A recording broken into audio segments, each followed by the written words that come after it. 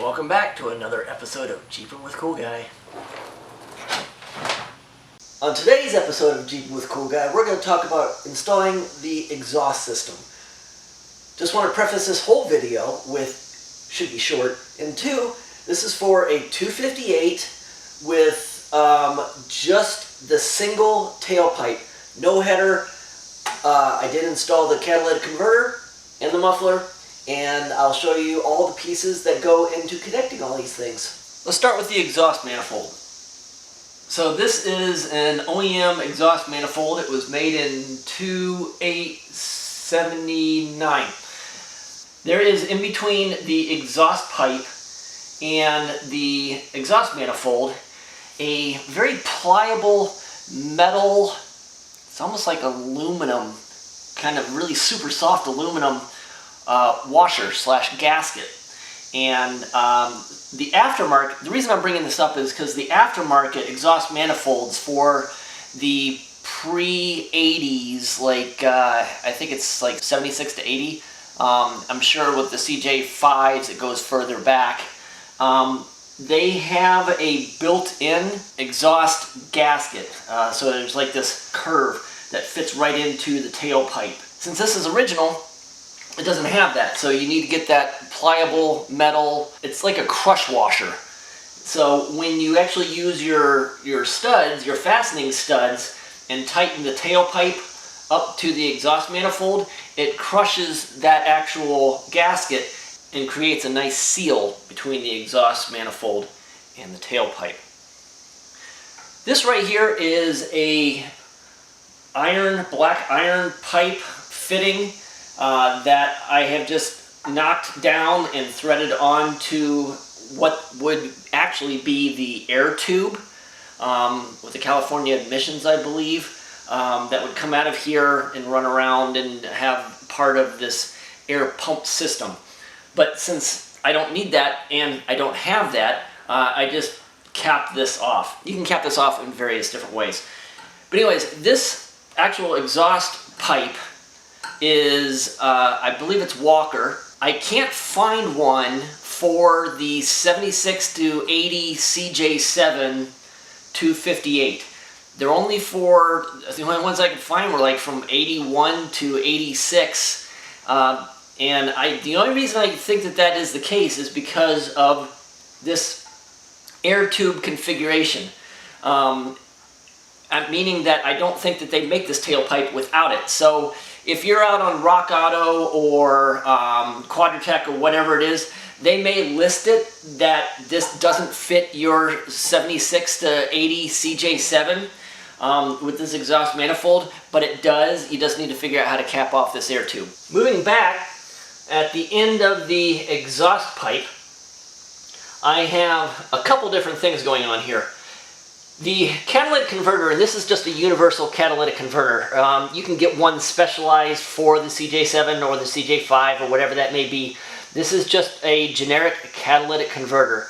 I do not remember the actual size of the output of these pipes, but what I did is I went to my local auto parts store, I think it was AutoZone, and I got this enlarging cup link, which fits over the top of the tailpipe, and then I welded this on. And then there, in between the catalytic converter and this expansion pipe, there is another pipe that is the size of this part of the coupling, and then I cut that here, and then welded it with the seam on both the catalytic converter and the coupling. I couldn't find one that would fit over the top of this exhaust pipe and fit with inside of this. So I just kind of had to configure some pipe and welded it all together. You can do this all with clamping, but I wanted to make sure that I got everything sealed up well and that there wasn't any movement in it. The catalytic converter, this one in particular, has two labels on it: without air tube, which I was talking about before, and then with air tube. So that gives you an idea of the direction that it's supposed to be installed at. Since I don't have the air tube, I have without air tube facing forward. Moving back to the back part of the catalytic converter, Here's another bridge pipe that fits perfectly inside of the catalytic converter exhaust pipe or input of the muffler. These pipes, or these input-output, are the exact same size. So I had to either find one that fit on the inside of both of them or one that fit on the outside of both of them. Again, this was all part of one tube that I got from the auto parts store, and I just cut it up and put it into different pieces. Again, welded this all the way around. You could clamp this if you want, but what I did is by using this tube and various lengths of this tube, I was able to space all of this to where I wanted it to be. I didn't want the catalytic converter sitting right over the top of the cross member, the transmission support cross member. I wanted it to be a little bit out by itself so that it didn't heat up that area as much. So I moved that back here a little bit, and then the muffler came with this hanging bracket. And this hanging bracket fits perfectly into the OEM muffler hanger that's also part of this plate that's bolted into the frame.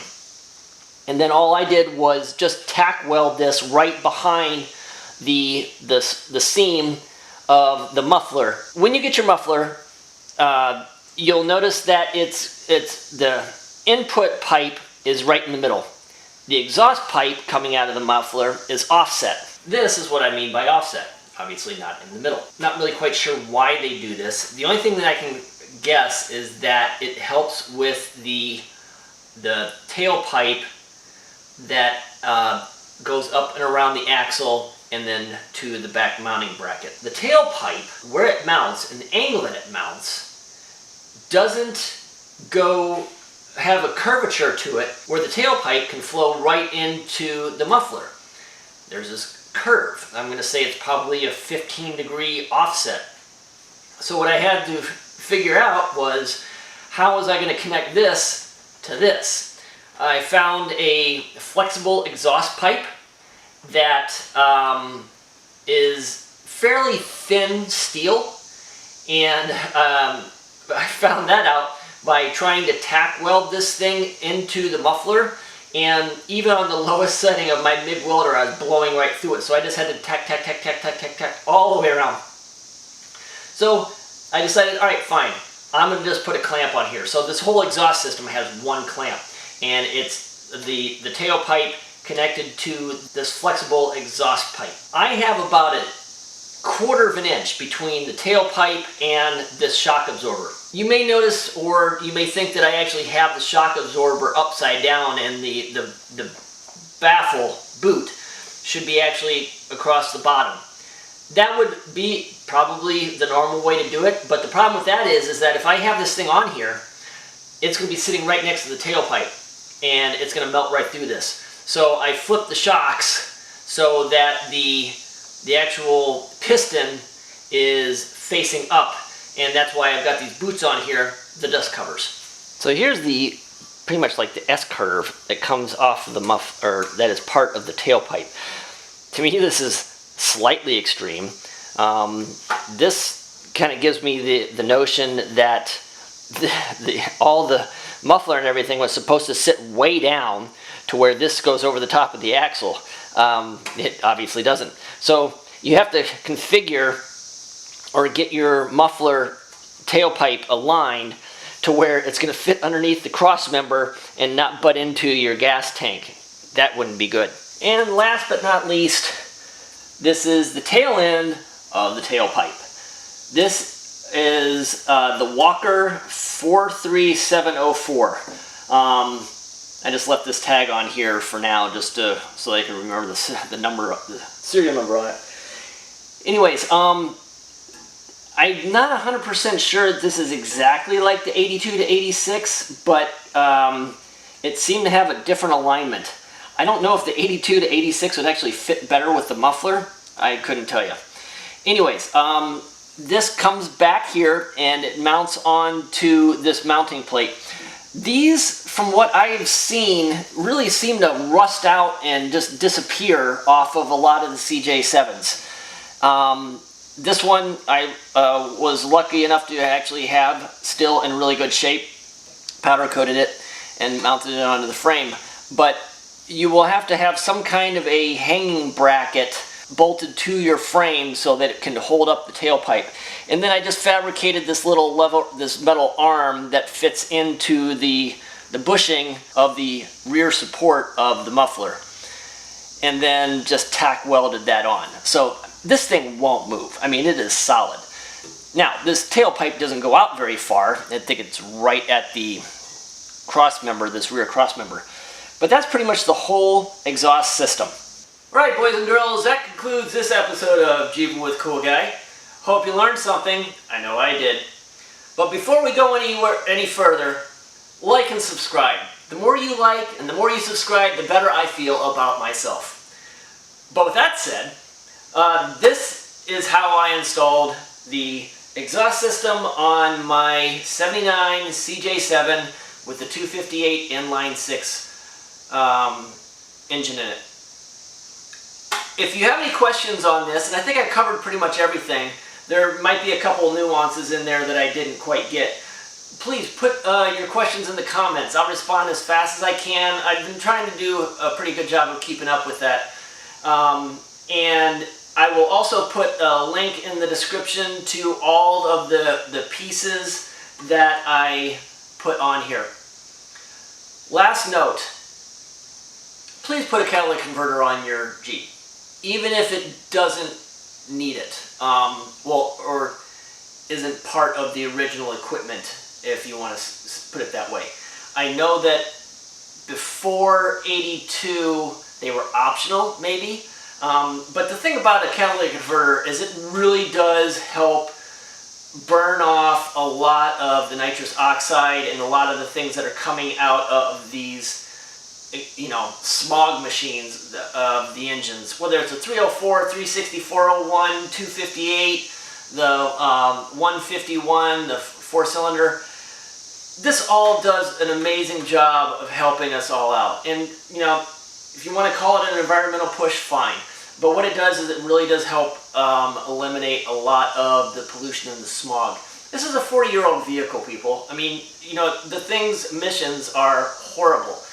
It's not going to screw up your horsepower. It's not going to screw up your speed and how awesome your Jeep is. It's not going to affect the sound of it either. But the one thing I will add to that is please put a catalytic converter on it. It's better for all of us. So, now I digress.